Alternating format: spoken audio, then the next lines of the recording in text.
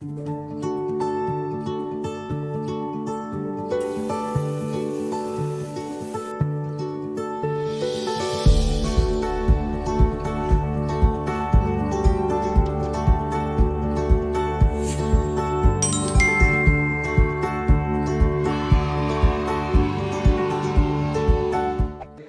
้อนรับเข้าสู่ช่อง Say Do Myself อีกครั้งนะครับ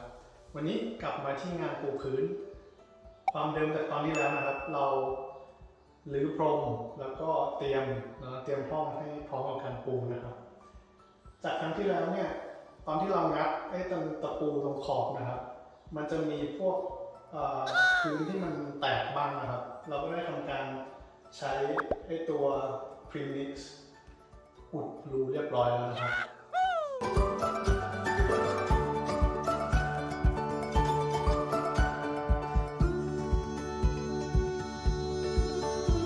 และวันนี้ขั้นตอนแรกเนี่ยเราจะใช้ตัวนี้ที่เป็นตัวปูพื้นก่อนที่จะเป็นตัวปูไม้นะครับเพราะว่าตัวนี้เนี่ยมันจะช่วยในการป้องกันความชื้นที่จะขึ้นมาจากพื้นปูนนะครับ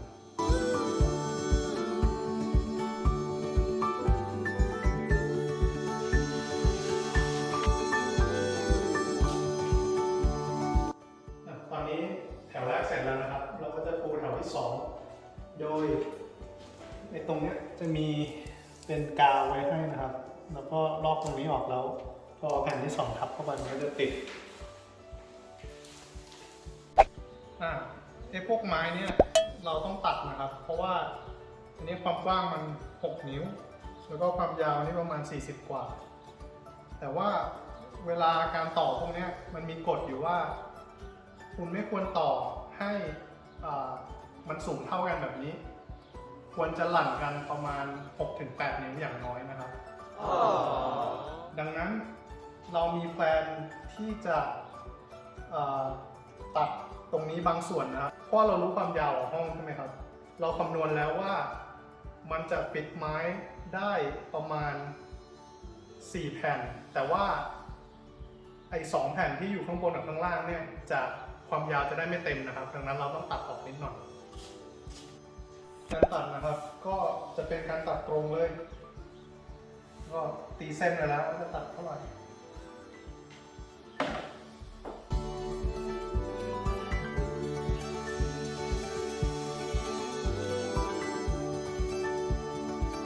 ในการที่จะตัดทางยาวให้มันแคบลงเนี่ยใช้ตัวไมเตอร์ซอนั้นตัดไม่ได้นะครับต้องใช้เทเบิลซอตัวนี้เราก็มาลองลุยกันเลยดีกว่าก็เหมือนเดิมนะครับอย่าลืมป้องกันตัวเองตรงนี้เนี่ยมันมีที่ให้วัดได้ว่าเราจะเอาความกว้างเท่าไหร่ในการตัดของเรานะครับตอนนี้เราเอาที่4 นิ้วนะครับเพราะว่าเป็นตัวที่เรากำหนดไว้ว่าเราจะตัดให้มันกว้าง4 นิ้วแล้วใต้ตัวนี้ก็จะมีเบลดอยู่นะครับ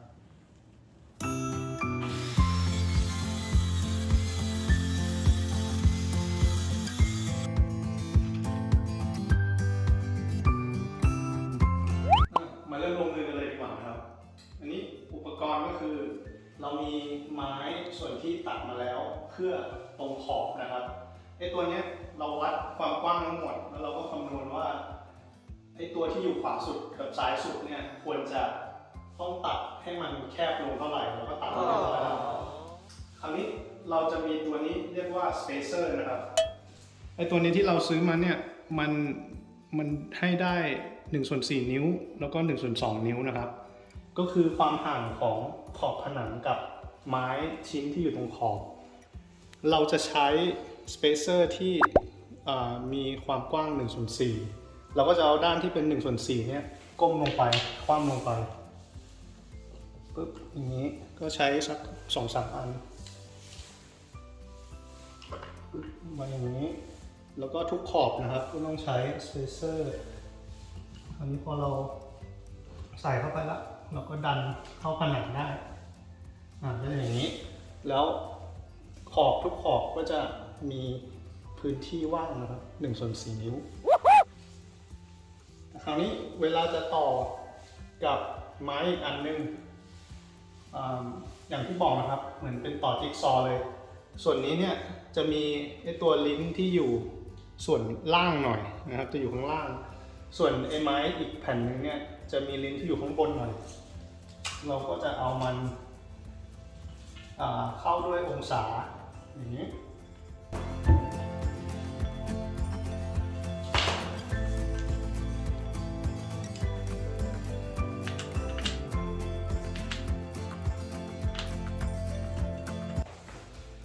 ส่วนชิ้นสุดท้ายของ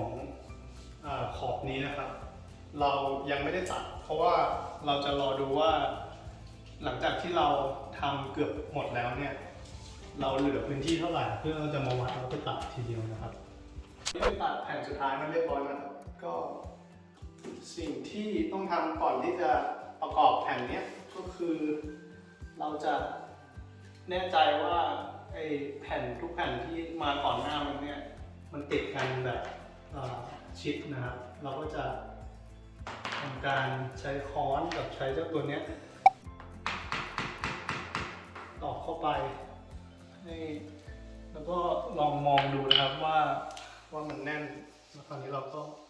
ใส่เจ้าตัวนี้เข้าไปได้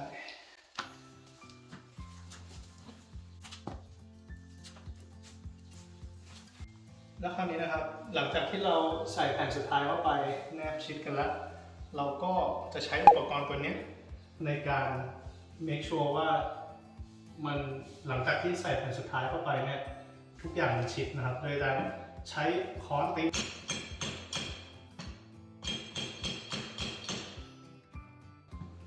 หลังจากนั้นเราก็จะใส่สเปเซอร์เข้าไป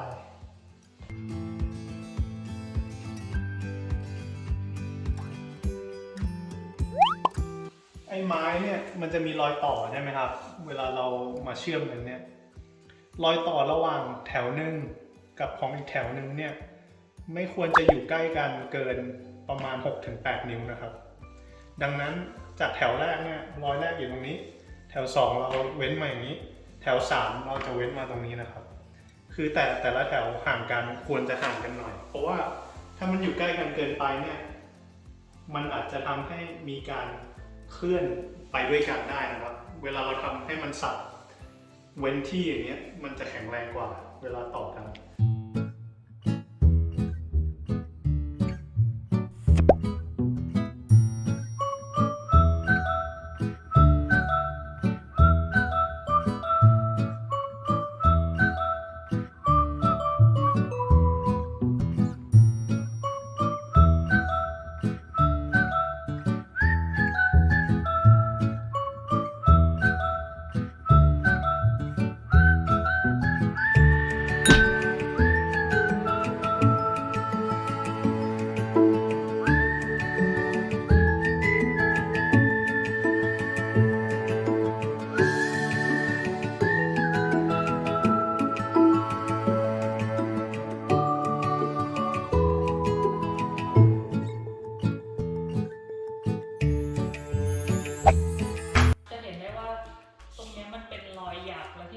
สูงตรงเนี้ยมันเตี้ยกว่า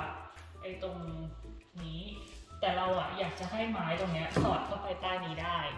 เพราะฉะนั้นสิ่งที่เราจะทำก็คือเราจะตัดตรงเนี้ยให้มันสูงขึ้นโดยใช้เครื่องมือตัวนี้นะคะเรียกว่า multi tool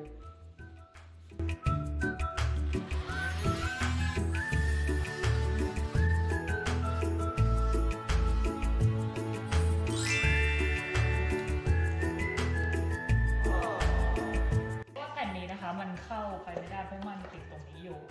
เพราะฉะนั้นสิ่งที่เราจะทำก็คือเราจะกะส่วนที่เราจะตัดเป็นแบบนี้เราจะใช้จิ๊กซอว์ในการตัดตรงนี้ออกเพื่อให้ตรงเนี้ยเข้าไปได้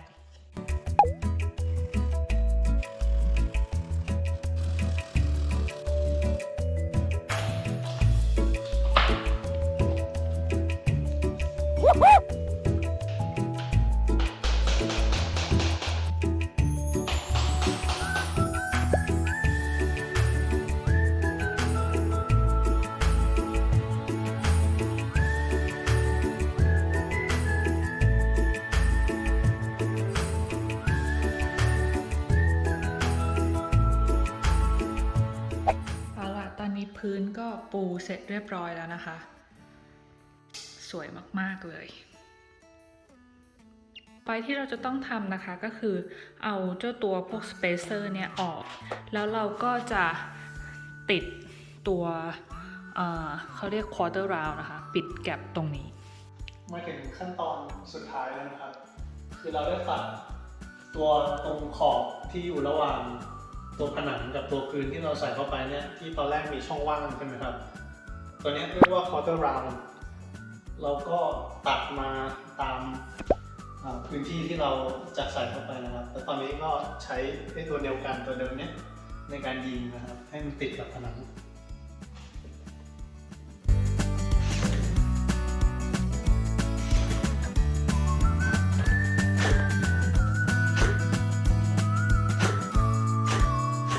ตรงนี้เป็นมุมนะคะเราก็จะตัด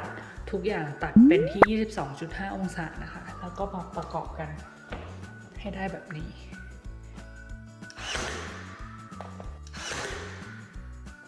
แล้วก็หลังจากที่เรายิงตะปูนะคะก็เหมือนเดิม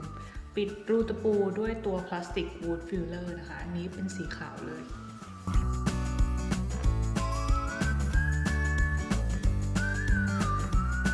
ไอ้ตรงส่วนเกินเนี่ยนะคะก็เดี๋ยวรอให้แห้ง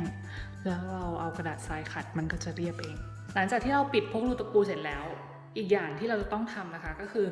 การคอร์กด้วยตัวนี้เป็นตัวซีลแลนด์นะคะไว้ปิดร่อง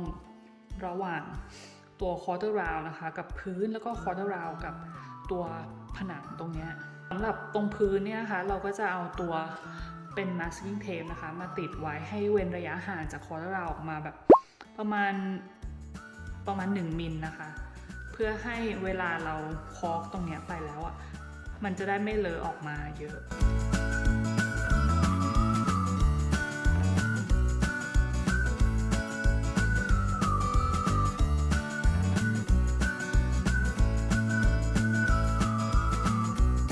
นี่เลยเห็นความแตกต่างชัดเจนนะคะระหว่างตัวที่เราคอร์กปิดร่องไปกับตัวที่เรายังไม่ได้คอร์กอันนี้มันก็จะเรียบร้อยกว่าดูความเรียบร้อยของเส้นมัน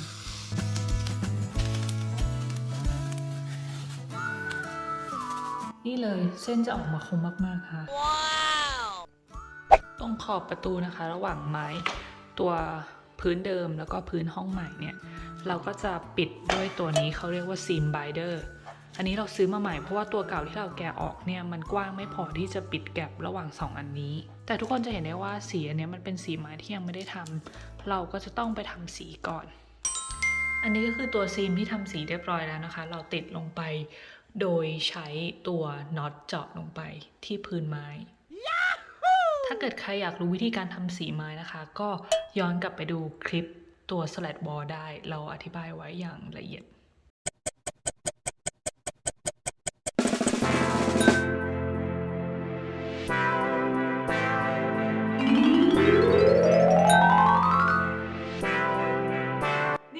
พื้นของเราก็เสร็จเรียบร้อยแล้วนะคะโปรเจกต์นี้ถือว่ามีความยากพอสมควรเลยเพราะว่าเราใช้เวลาทำค่อนข้างนานเพราะว่าวันหนึ่งเราก็ทำประมาณ1-2 ชั่วโมงเนาะแต่ว่านอกจากพื้นแล้วของห้องนี้นะคะก็จะเห็นได้ว่ายังมีพวกผนังอื่นๆที่เรายังไม่ได้ทำการตกแต่งก็ทาสีใหม่เพราะฉะนั้นก็เดี๋ยวโปรเจกต์ต่อไปก็จะเป็นในห้องนี้แหละไว้ติดตามโอเคครับก็ขอบคุณทุกคนที่ติดตามแล้วก็ฝากช่วยกดไลค์กดแชร์ด้วยขอบคุณมากครับบ๊ายบาย